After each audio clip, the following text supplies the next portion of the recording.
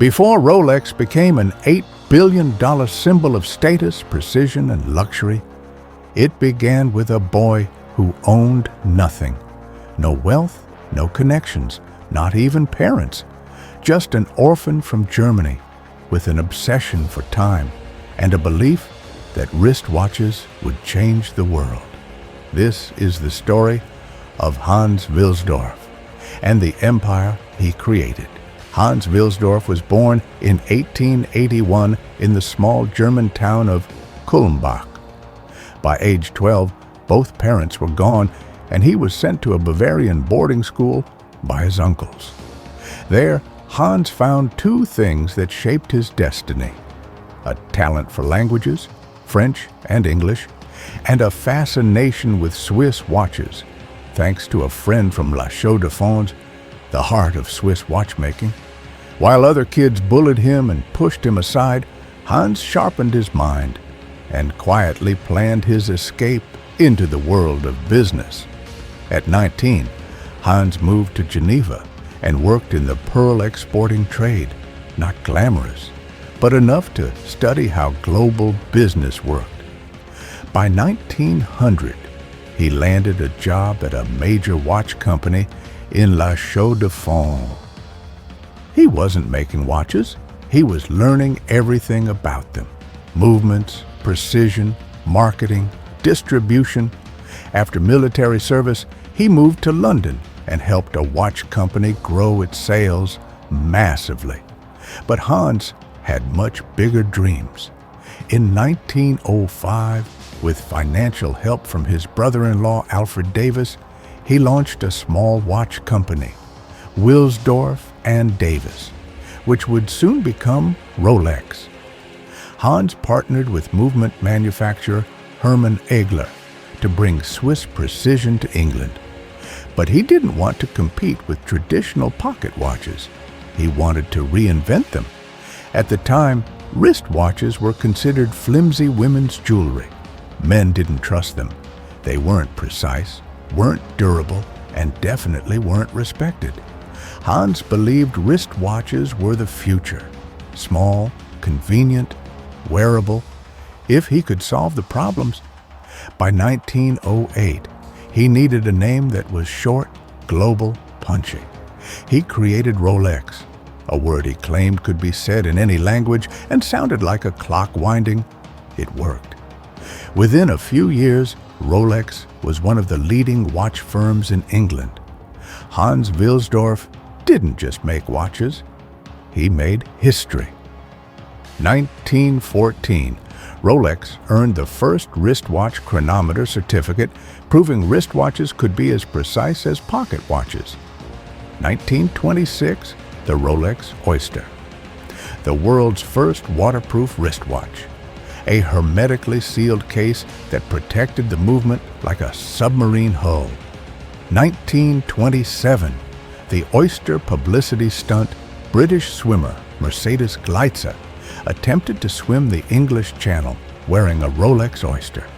She didn't make it across, but the watch did. It remained perfectly intact. Hans used her story globally, and watch sales exploded. 1931, the Perpetual movement Rolex unveiled the first waterproof self-winding wristwatch, the Oyster Perpetual. The technology still used in most automatic watches today. 1945, the Datejust, the first watch to automatically change its date. 1953, the Submariner, a professional diver's watch capable of going 100 meters deep, a legend in the making. Rolex wasn't just keeping time, it was redefining what timepieces could do.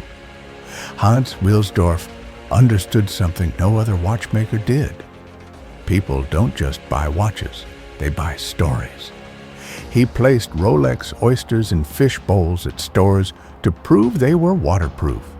He sponsored explorers, athletes, celebrities, and record breakers. Speed legend Malcolm Campbell wore a Rolex as he set land speed records. Mountaineers took Rolex watches on Himalayan flights. Divers wore them into the deep ocean. every achievement reinforced the same idea. Rolex is built for the extraordinary. Even during World War I and World War II, when anti-German sentiment ran high, Hans moved Rolex to Switzerland and kept innovating. Rolex survived when many companies collapsed because it sold reliability, adventure, and trust. In 1944, Hans Wilsdorf's wife passed away. Heartbroken and childless, Hans made a decision that would define Rolex forever. He created the Wilsdorf Foundation, a charitable trust that still controls 100% of Rolex today. That means Rolex will never go public. Rolex will never be sold. Rolex does not pay corporate taxes. All profits are reinvested or donated. Rolex is not a company chasing shareholders. It's a protected legacy. Hans died in 1960, but his system ensured the brand could never be dismantled or controlled by outsiders. After Hans's death, Rolex shifted further into luxury. In 1985, they pioneered the use of 904L steel, an incredibly durable and expensive alloy used in chemical and aerospace industries. It became Rolex's signature: strong, corrosion-resistant, and nearly impossible to imitate. By the late 20th and early 21st century, Rolex watches became cultural symbols: status, achievement, precision, reliability. Celebrities wore them, athletes wore them, presidents wore them, yet behind the shine and fame, the engineering remained the same: robust, reliable, overbuilt perfection. Hans Wilsdorf started with nothing, not even a family. But his belief in precision, durability, and innovation built a legacy that reshaped the global watch industry. Today, Rolex stands as the most recognizable luxury watch brand in the world, not because of diamonds or gold, but because an orphan believed a small wristwatch could change everything. And he was right. Subscribe and like us. There will be many more stories about great companies here.